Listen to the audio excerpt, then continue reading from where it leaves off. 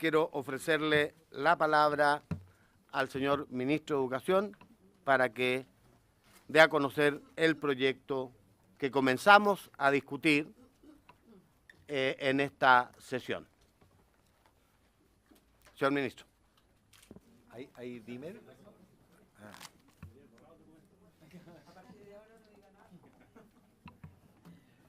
Bueno, como decía, muy buenas tardes, señor presidente, muy buenas tardes, señoras y señores diputados. Lo que estamos presentando a continuación es el primer tramo de lo que la presidenta Bachelet ha llamado la gran reforma educacional. Como ustedes saben, esto lo hemos dividido en 3 proyectos o 3 iniciativas dentro de un proyecto que viene por la Cámara de Diputados, que es el tema del fin a la selección, al financiamiento compartido y al lucro, en tanto la reforma institucional y de cobertura de la educación inicial está siendo ingresada por el Senado. Quisiera primero decir que en las primeras partes vamos a estar todos de acuerdo, después quizás no tanto.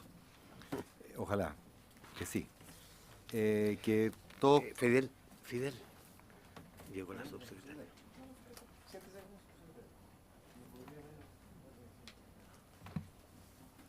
Aquí hay un espacio, no está nadie aquí. Fidel, aquí hay uno. Aquí hay uno. ¿Está desocupado?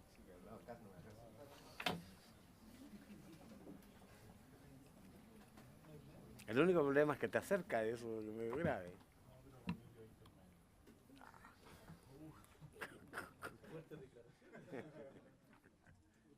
Con ese guardaespaldas.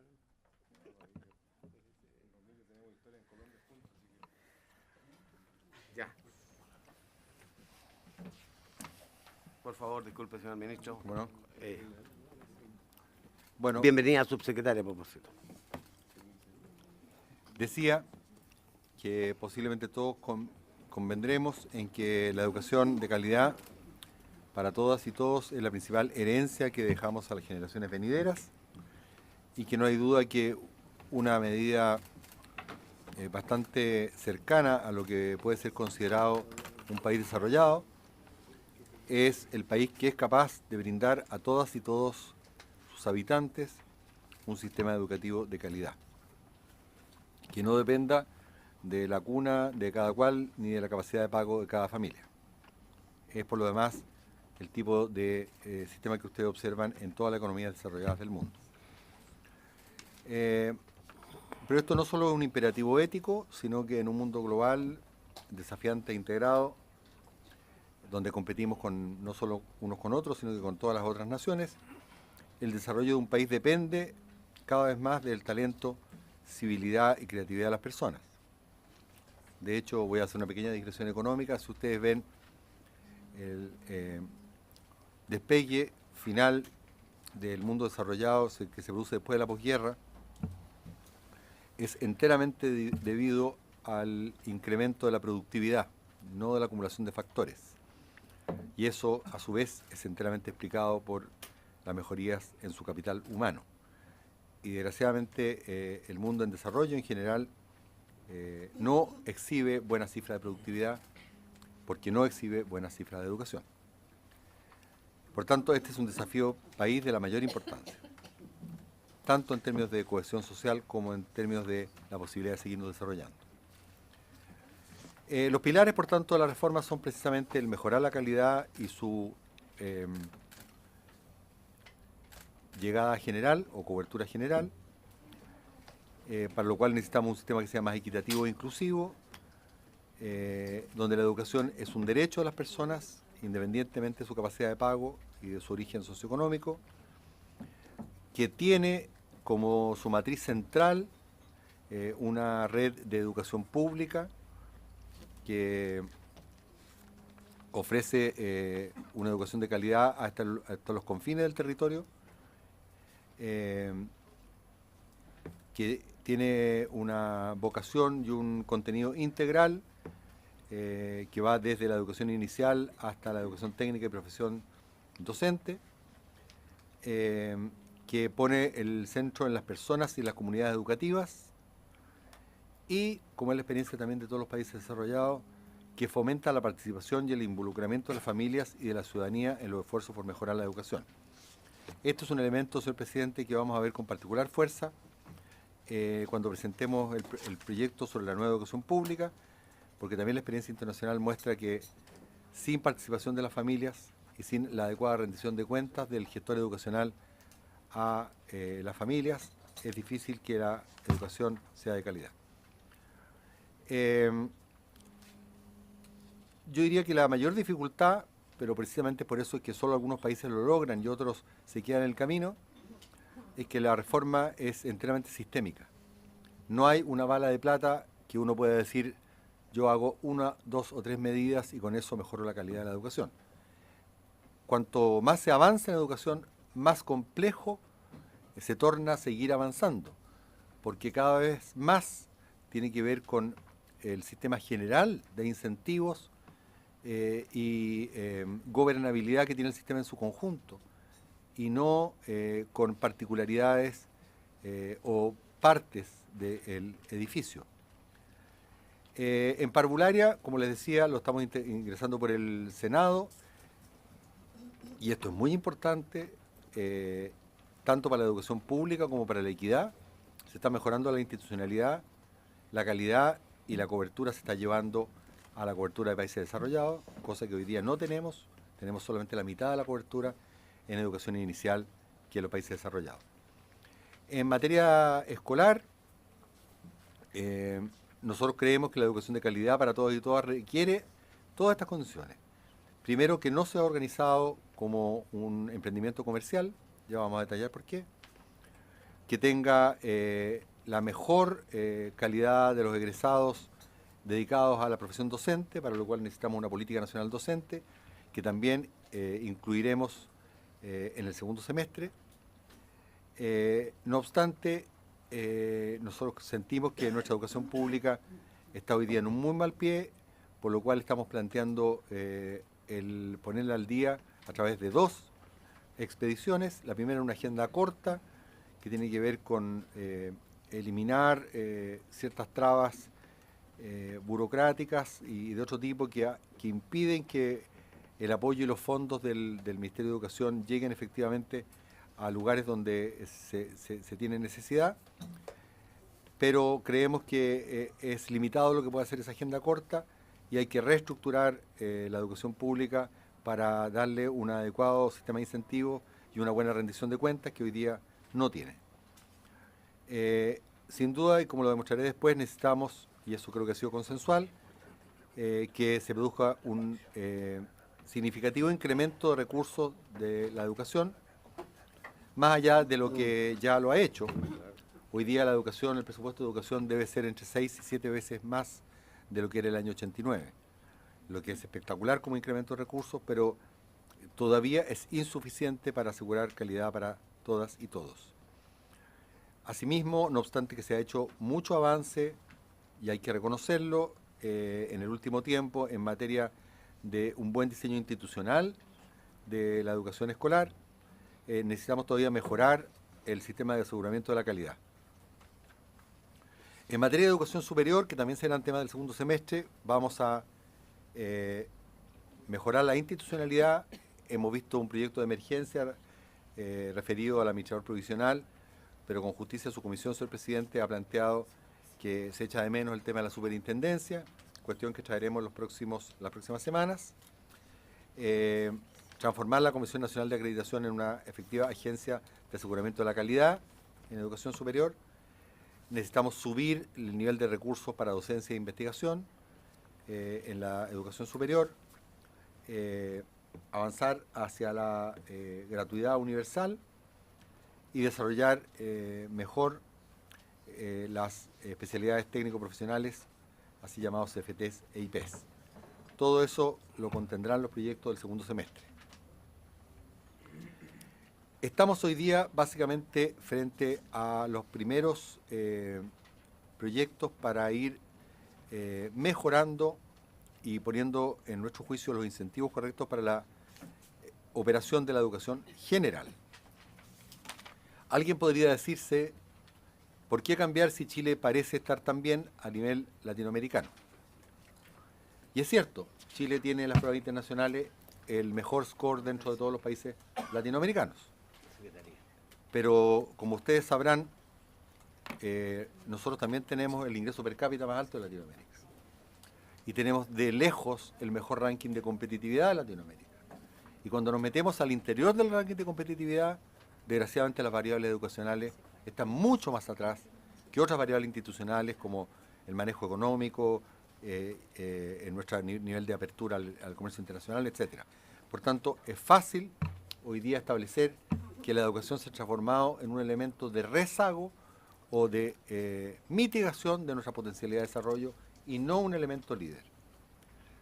Para mayor abundamiento, es fácil compararse con Latinoamérica, pero veamos qué es lo que ocurre en el concierto mundial donde Chile compite. Y aquí hemos listado un conjunto de países que tienen niveles de ingreso per cápita medido a paridad de poder de compra en el entorno de los $20.000, que es lo que actualmente tiene Chile. Y vemos que tanto en lectura como en matemática, los desempeños de los otros países como Polonia, la República Checa, Portugal y Grecia son pero muchísimo mejores, no son marginalmente mejores que los de Chile.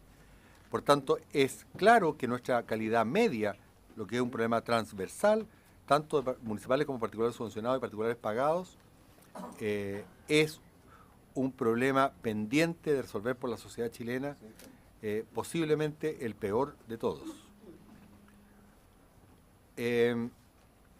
Mucho se ha dicho que necesitamos inyectar directamente nuestros esfuerzos hacia el tema de la calidad.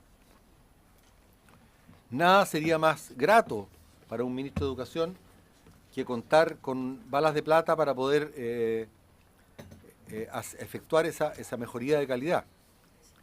Pero justamente la constatación compleja y profunda de qué es lo que nos ocurre en educación es lo que nos ha hecho recomendar un conjunto de proyectos de ley que son de carácter sistémico, porque las iniciativas de rápido rendimiento parecen haberse agotado completamente.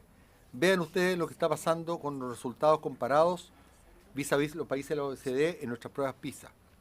Después de un comienzo relativamente auspicioso hasta hace 10 años atrás, de ahí en más nos hemos estancado completamente y no estamos acortando la brecha ni en matemáticas, ni en ciencia, ni en lectura respecto de los países desarrollados. Por tanto, es evidente que ya no se trata de seguir haciendo experiencias locales o particulares cuando de calidad se trata, con todas las limitaciones que puede tener la PISA como medida de calidad, pero es una buena aproximación. Es evidente, como les decía, simplemente por inspección, que no estamos progresando y no estamos acortando las brechas con la OCDE. Si ustedes miran lo que está ocurriendo en materia de ingreso per cápita, que no lo tengo acá, verán fácilmente por inspección que de manera monotónica significa que siempre crece, cuando es monotónicamente creciente, el ingreso per cápita del país se acerca a la media de la OCDE. Pero no nos ocurre eso con educación. Entonces aquí hay una tremenda señal de alarma para nuestro país.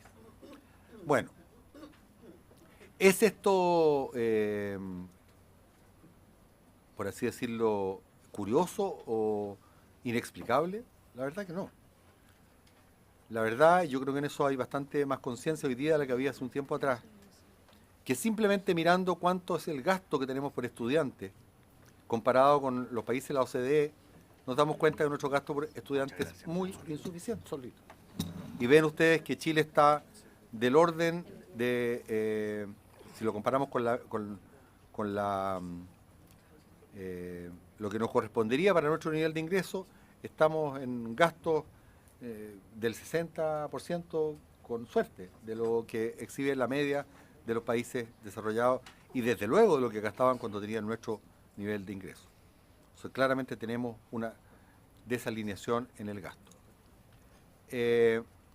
No sorprendentemente, la situación de nuestra profesión docente deja mucho que desear.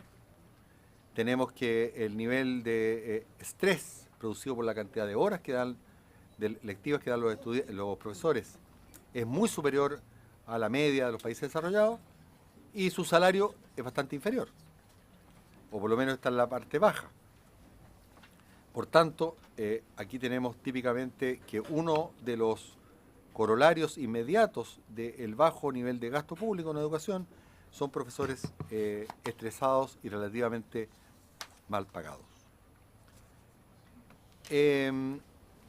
No sorprendentemente, con bajo gasto y estrés, los conocimientos y contenidos que conocen nuestros profesores son muy bajos cuando lo comparamos con países a los que deberíamos estar emulando.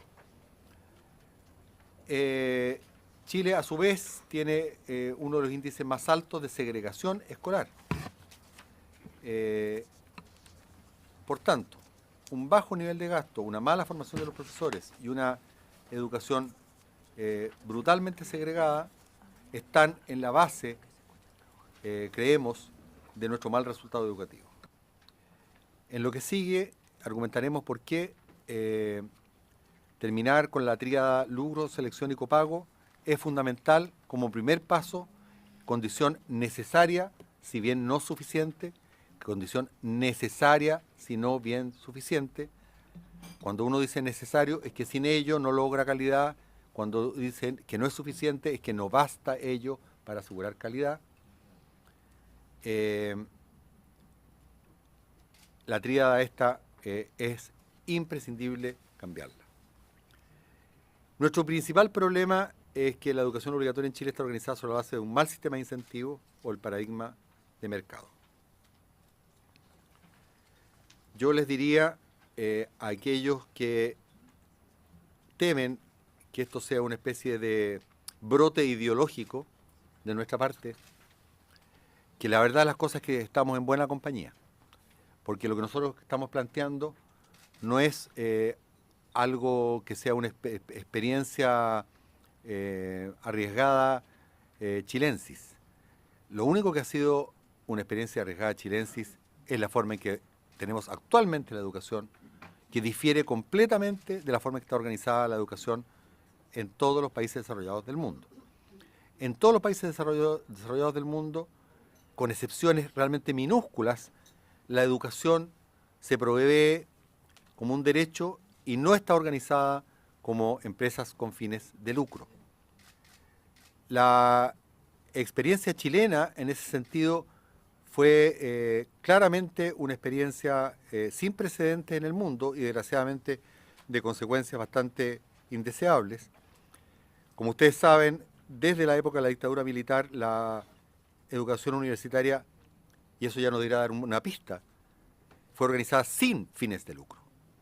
¿Por qué? Se preguntaría uno si el lucro, aparentemente, según algunos, conlleva a mejor educación. ¿Por qué se prohibió el lucro en la educación superior? Es más, los archivos de la Comisión de Estado, que en ese entonces organizó la educación secundaria, señalan con claridad que fue un tema sumamente dividido y que en particular Jorge Alessandri Rodríguez, expresidente de la República, se oponía completa y radicalmente a meter el lucro dentro de la educación. Por tanto, tenemos que hacer un sistema que es raro, que no es lo habitual en el mundo. Lo habitual en el mundo es que no haya lucro y que acá mismo algunos consideraron lo mismo en la dictadura militar, toda vez que no se permitió el lucro en la educación superior. La selección, que está prohibida en el mundo con métodos cada día más automáticos y centralizados, a objeto de evitar todo tipo de selección a nivel de la escuela, es también un rasgo distintivo de la educación chilena que no se observa en el resto del mundo. Es más, si ustedes leen la literatura sobre lo que ha estado ocurriendo en los mejores sistemas educativos del mundo, es que han hecho crecientemente ciego el sistema de selección a objeto que no haya ningún tipo de discriminación y que sea enteramente objetivo e imparcial. No obstante, nuestro sistema se caracteriza, como lo veremos un rato más, por un profundo descreme. El copago, por último, es también un elemento rarísimo en el firmamento internacional del sistema educativo, y es obvio, por definición, que segrega a las familias según la capacidad de pago que tengan para poder acceder a educación de distinto tipo. Nosotros creemos que al final el lucro, la selección y el copago lo que ha producido es una alta segregación y discriminación, tal como lo señalaba el índice recientemente nombrado. ¿Por qué segregar es malo? Básicamente por dos razones. El primero, porque al separar a los niños les impide conocerse, lo que genera una sociedad dividida y con dificultades de emprender en común. Pero además, desde el punto de vista meramente cognitivo, el separar no ayuda a la calidad media por el conocido efecto par, que aunque hay algunos que lo disputan, la literatura educacional mundial tiende abrumadoramente a apoyarlo como un efecto muy significativo en el aprendizaje.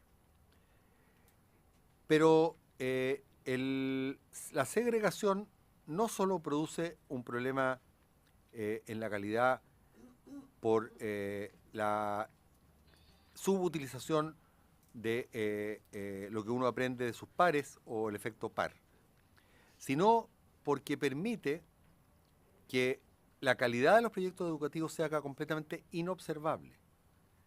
Si un emprendimiento educativo tiene niños seleccionados con altas capacidades cognitivas y vocación de aprender, y otros colegios tienen todo lo contrario, niños con grandes dificultades, el comparar los puntajes de ambos colegios no nos dice nada respecto de la calidad del colegio.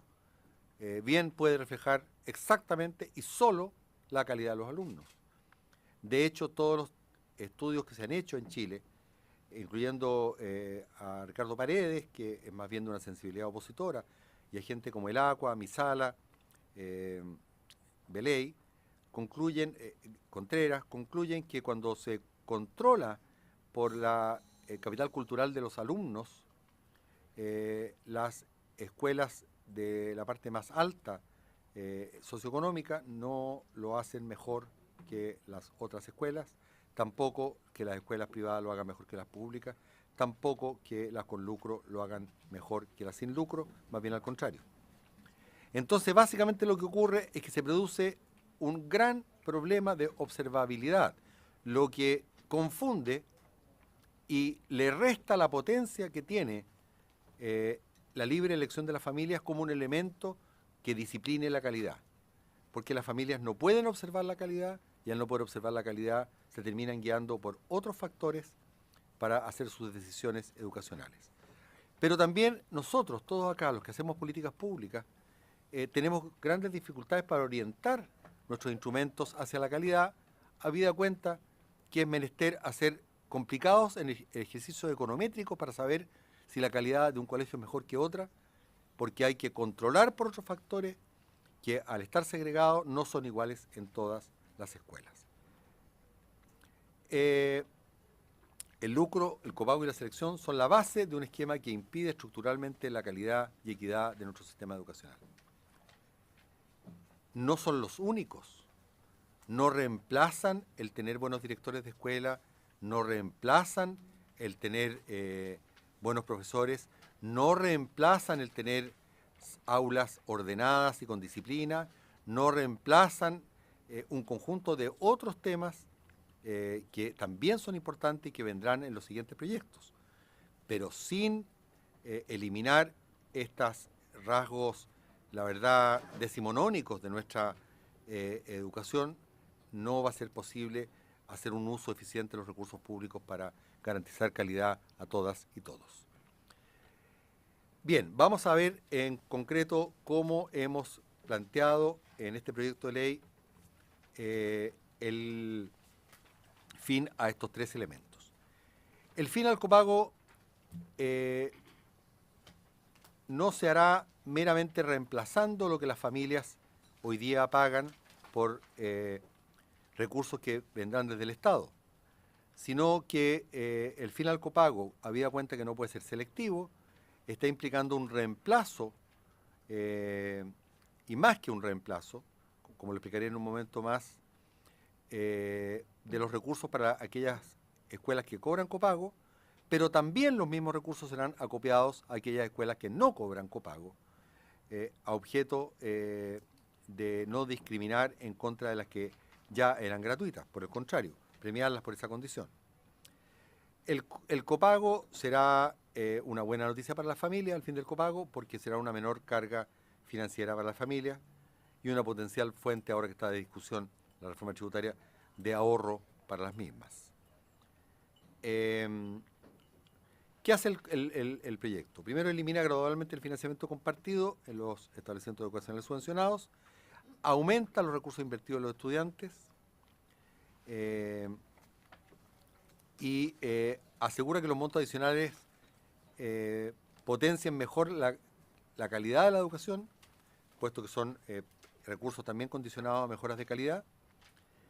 Y por último, elimina en el corto plazo, digamos, durante un largo plazo, el copago de una manera voluntaria, no de una forma obligatoria. Serán las propias escuelas las que definen si van a cortar el copago o no lo harán.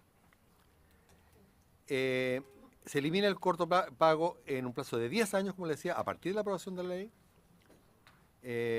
y más que se duplican los recursos que hoy aporta el bolsillo familiar, con lo cual queda de manifiesto que aquí no se está reemplazando simplemente, sino que se están incrementando los recursos que, como veíamos en una de las primeras transparencias, es uno de los elementos que desentonan en Chile respecto del resto del mundo, con un gasto por estudiante inferior a lo que nos correspondería a nuestro nivel de desarrollo. Por tanto, es correcto poner más recursos, no solo poner más recursos, pero también hay que aumentar los recursos.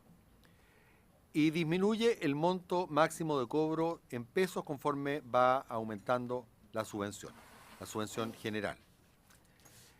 Para incentivar la disminución del copago voluntario, se crea una asignación de gratuidad que se entrega a todas y todos los niños en aquellos establecimientos que sean gratuitos y que no lucren.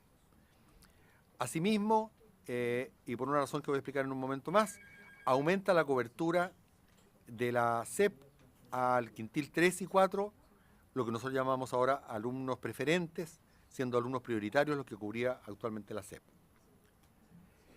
Para dar una idea, al año, como esto se va reajustando por la UCE, partiría la SEP ampliada con 21.600 el año que comienza esto, que es el 2016, una asignación de gratuidad que parte en 5.500, pero después se va a 10.900, con lo cual la inversión promedia por alumno del Estado estaría en 98.000 inmediatamente, cuando suba la otra en el 2020 ya, pero como sube rápidamente la de gratuidad, estaría por sobre los 100.000 pesos. Nadie que haya conversado con sostenedores puede negarse al hecho que educar eficazmente y con calidad a un niño por menos de 100.000 pesos mensuales es prácticamente imposible. No estamos haciendo todo el aumento de recursos que nos gustaría, pero por lo menos es un aumento significativo.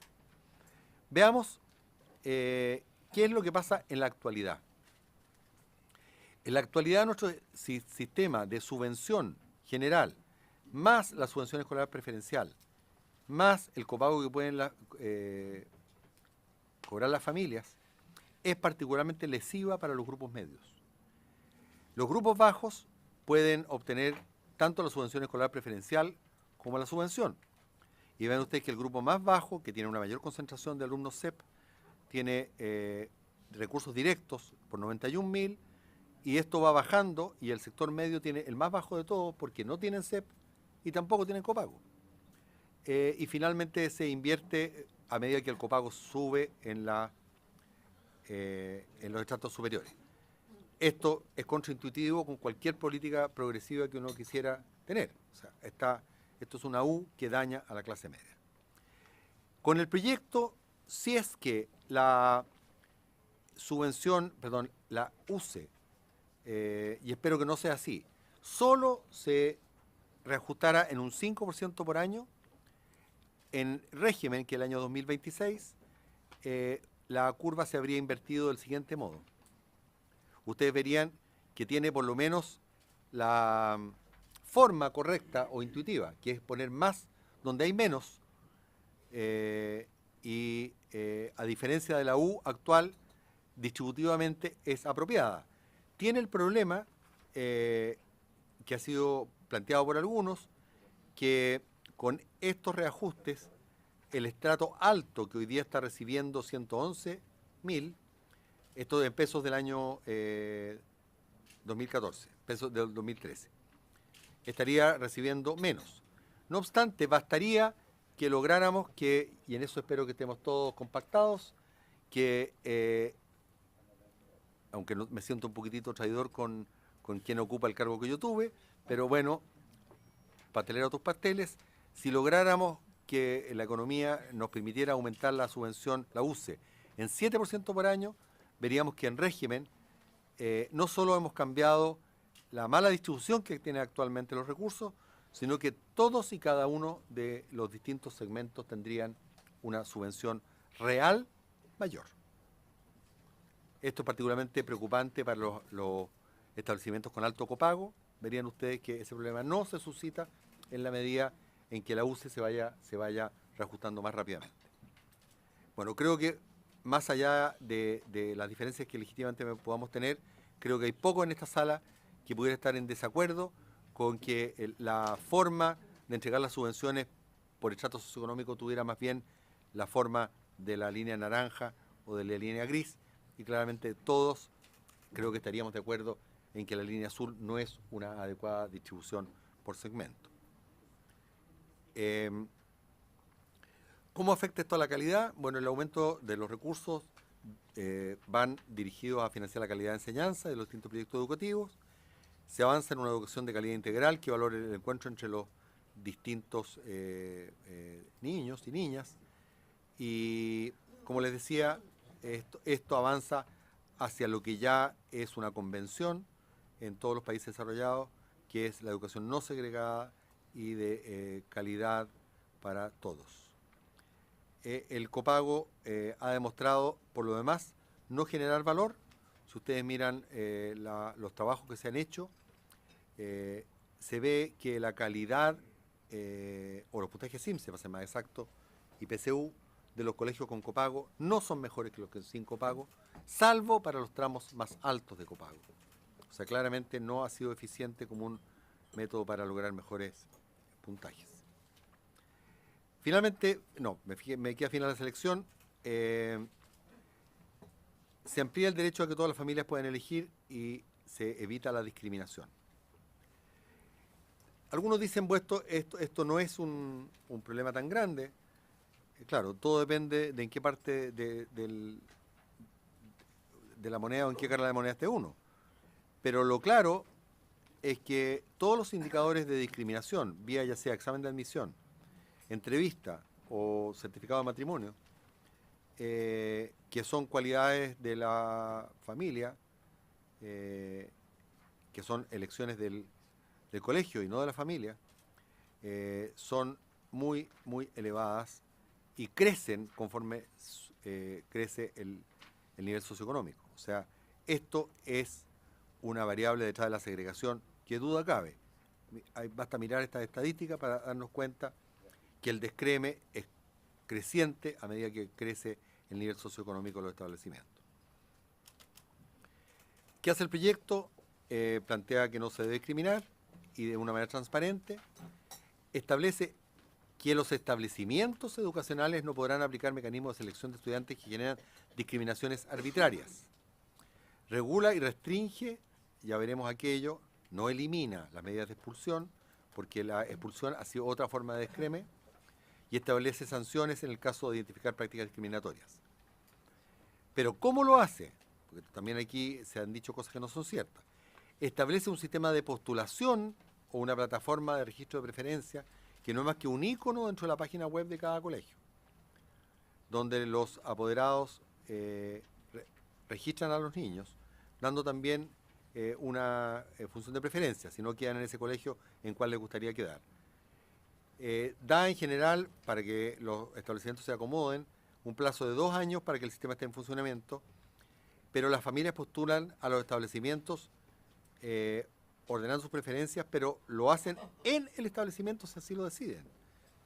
Y son los propios establecimientos, no una tómbola centralizada, los propios establecimientos los que asignarán los cupos respetando los criterios establecidos, que sean imparciales, dando una preferencia sí a los hermanos de los niños del colegio y tratando de respetar el 15% de alumnos prioritarios como está en la ley. Por tanto, aquí el que va a haber una especie de robot centralizado que va a decidir por los chilenos no es más que propio de quienes parecen estar viendo muchas películas de ficción. Es un mecanismo de registro que le permite también al ministerio conocer las postulaciones por distintos colegios, los cupos y las demandas, pero quienes finalmente asignan, siguiendo estos protocolos de imparcialidad, son los colegios. Saben ustedes que, y esto es la experiencia internacional, no se permite ningún tipo de discriminación, pero se hacen típicamente 3 casos de excepción, y esto ocurre en los mejores centros educativos del mundo.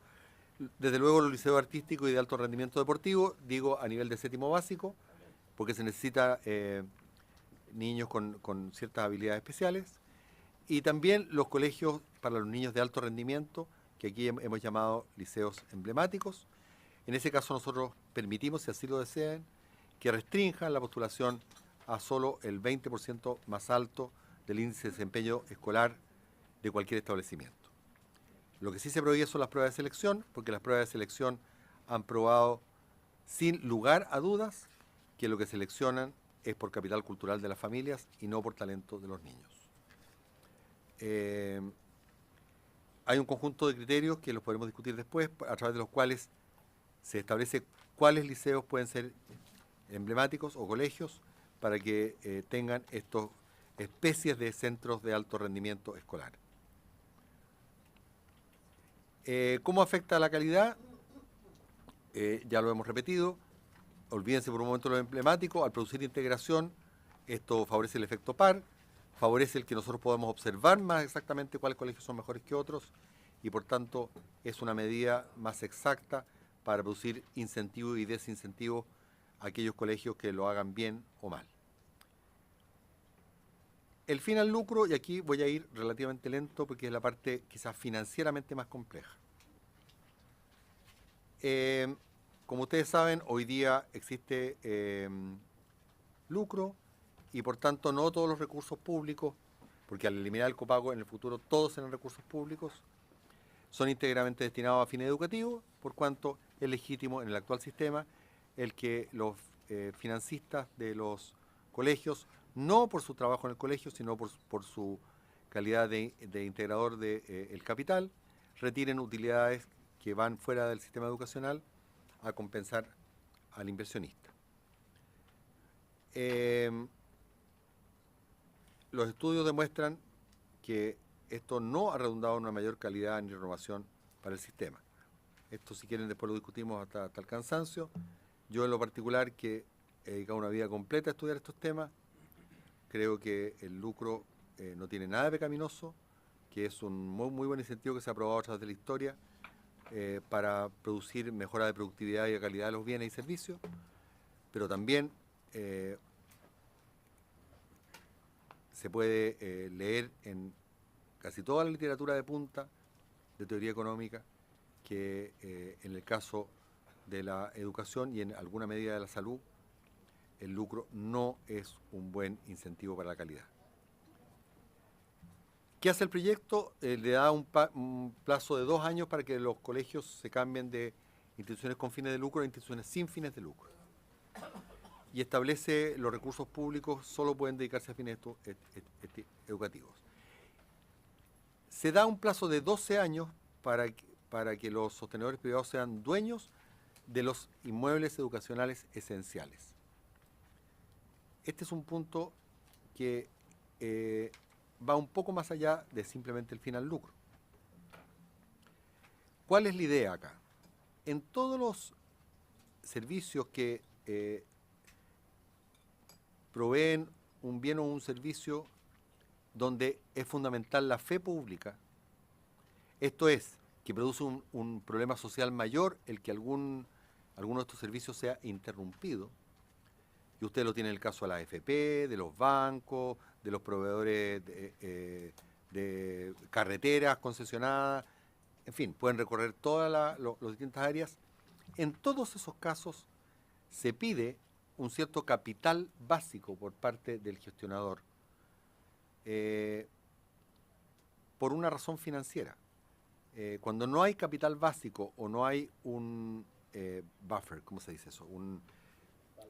Una espalda, la menor cambio en las condiciones de mercado puede producir la quiebra de la institución e interrumpirse la provisión del servicio. Y en este caso tiene una implicancia social directa. Si se interrumpe el servicio, los niños se quedan sin colegio y eso es un problema para toda la sociedad, como lo hemos visto con la Universidad del Mar. Por tanto, es altamente deseable en todas las instituciones que proveen bienes que depende en que su continuidad, la fe pública depende de su continuidad, tengan un cierto capital básico. Y eso es lo que nosotros llamamos inmuebles educacionales esenciales, que como es lógico, no puede estar íntegramente hipotecados. Eso no significa que nosotros vayamos a discriminar que no haya ahora establecimientos que arrienden los colegios. Pero obviamente cuando uno está pidiendo capital básico, no nos saquemos la suerte, no nos hagamos trampa en solitario.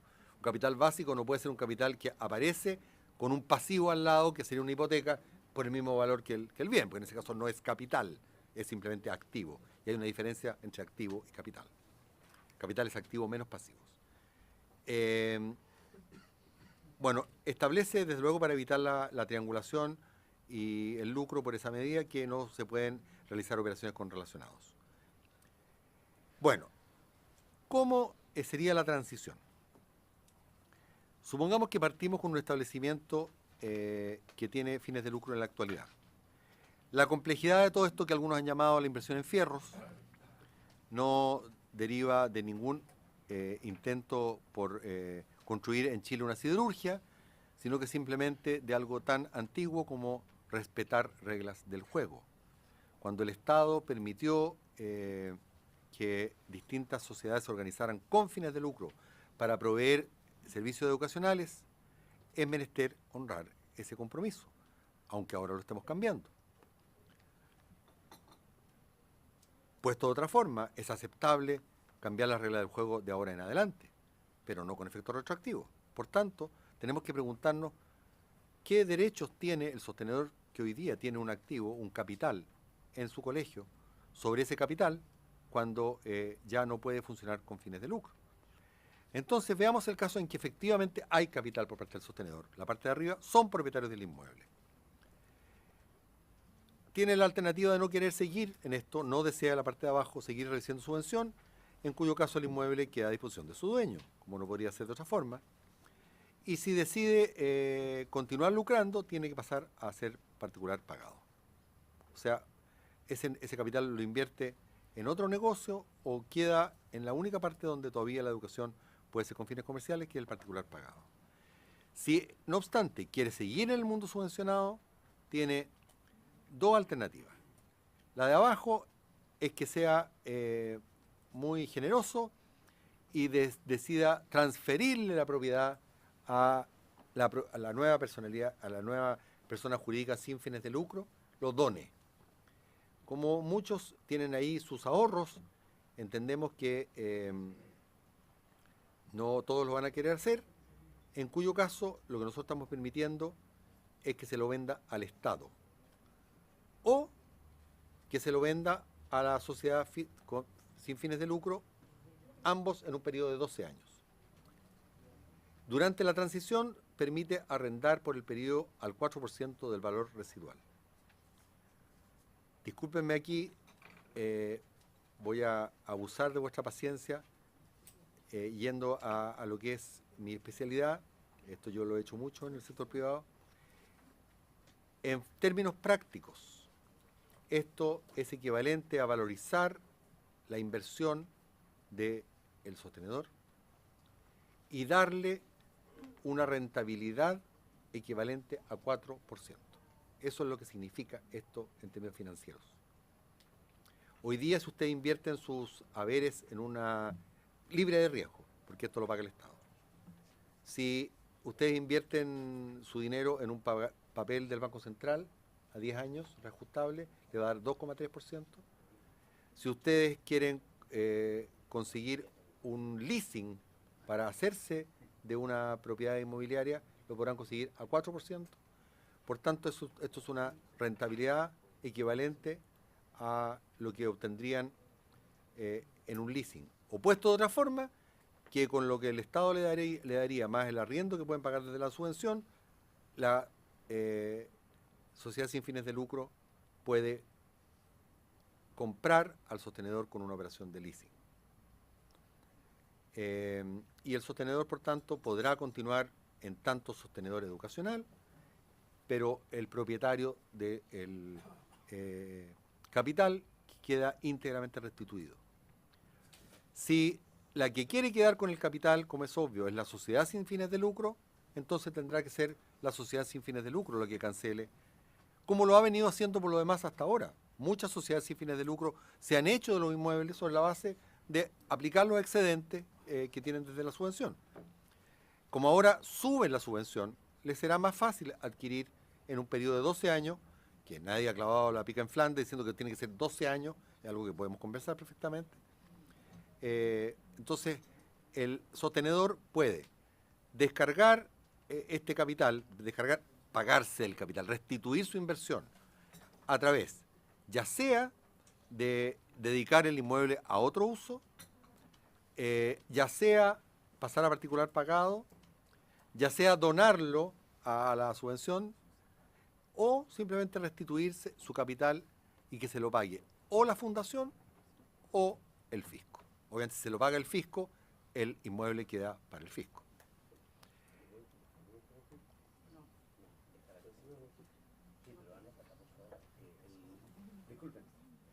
La metodología es que termine el ministro, como es habitual. Anoten, por favor, sus consultas, a fin de no interrumpir la... Muchas gracias.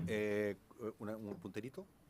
Bueno, si vemos los 4 iniciales de la columna final, hemos visto, estos son sostenedores que son propietarios del inmueble. O sea, que tienen una doble función. Son propietarios del inmueble y que además, ¿cierto?, gestionan el proyecto educacional. En la segunda parte, gestión del proyecto educacional, no cambia nada. Siguen recibiendo su salario exactamente igual que antes y toda la comunidad educativa exactamente igual. Las 4 alternativas son para cómo va a compensar su inversión. Ya sea que esa inversión sea completamente con recursos propios o ya sea que se la deba al banco. Da lo mismo. Al final, lo importante es que los propietarios del inmueble es en alguna fracción el propio sostenedor, en otra fracción el banco. Pero fundamos esos dos propietarios del inmueble. ¿Qué hacen los propietarios del inmueble cuando esto se cambia? Entonces, en el fondo, se lo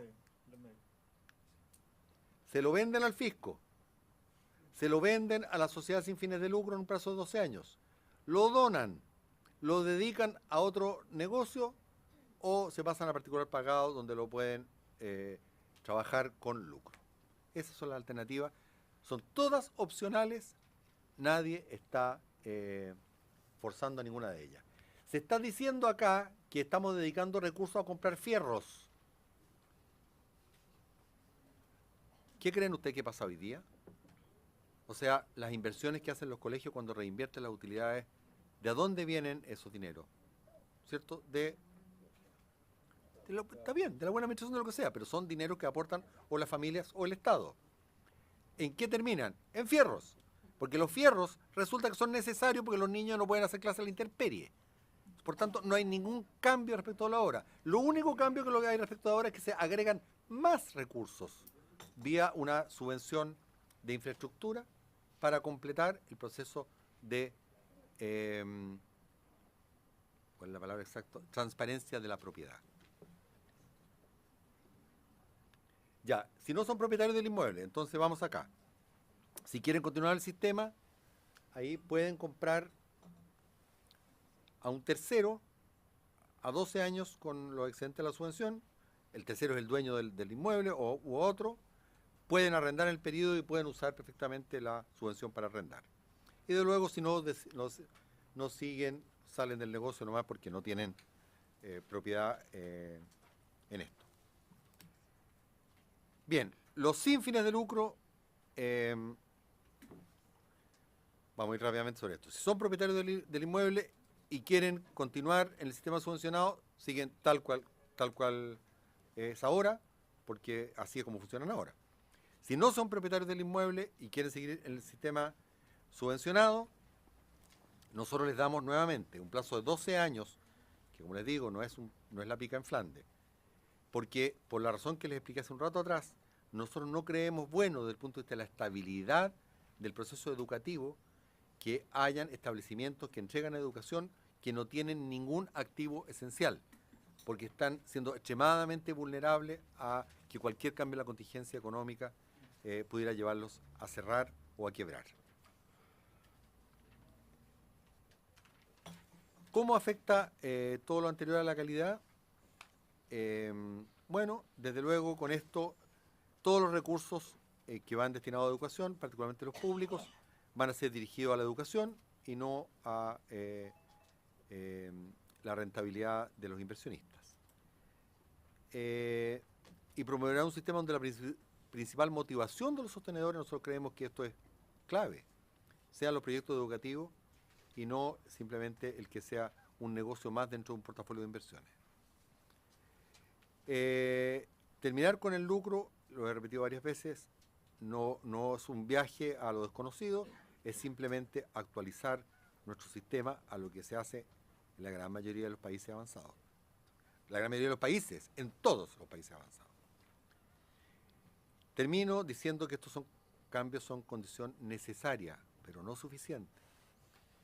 En la medida en que tengamos estas distorsiones de incentivos en nuestro sistema educacional, los otros esfuerzos que vamos a hacer serán estériles. Esto no significa perder de vista que además de estos factores es urgente discutir otros factores, fundamentalmente el Plan Nacional Docente, fundamentalmente el tema de la nueva educación pública que está hoy día muy mal organizada, que lo haremos por su intermedio, señor presidente, muy prontamente, pero para evitar lo que hoy día se llama hemorragia legislativa, frenesí. Francamente, haber discutido esto, que ya de suyo es complejo, junto con todo lo otro, hubiese sido virtualmente imposible. Otro aspecto a considerar, hay quienes señalan que estos elementos no han tenido nada que ver con la supremacía de la educación particular subvencionada sobre la pública. Bueno, las estadísticas no lo acompañan, porque si ustedes miran hacia atrás del 81 incluso, verían que la participación de los colegios subvencionados era estable en torno a menos de 20%, y es a partir de esta organización muy sui generis del sistema, y particularmente a partir del copago, que se hizo en democracia, es que ha surgido la educación particular subvencionada como el ave fénix, de ser marginal a ser dominante. Claramente aquí hay inequidad competitiva y eso es lo que explica, junto a otras cosas, pero nosotros creemos uno de los aspectos centrales de por qué la educación pública está con problemas. Los recursos que estamos aportando son recursos adicionales que también van a la educación pública. Vean ustedes que en el año 3 la educación pública que no cobra copago, por efecto del fin del copago, va a estar recibiendo del orden de los 350 millones de dólares anuales adicionales. Desde luego que también la particular subvencionada, porque tienen que reemplazar el copago de la familia. Y creo que ya he agregado todo esto, estaría redundando sobre lo mismo. A partir de junio del 2014, nosotros también Estableceremos un proceso de diálogo abierto con la ciudadanía y distintos actores sociales, porque nos parece que es fundamental, amén de este proyecto que creemos que va a la base de un buen sistema de incentivos en la educación, fortalecer nuestra educación pública, en que este proyecto de ley es condición necesaria pero no suficiente. Con eso cumpliremos, señor presidente, las metas de los primeros 100 días. Muchas gracias. Muchas gracias, señor ministro. La presentación está disponible para todos y todas.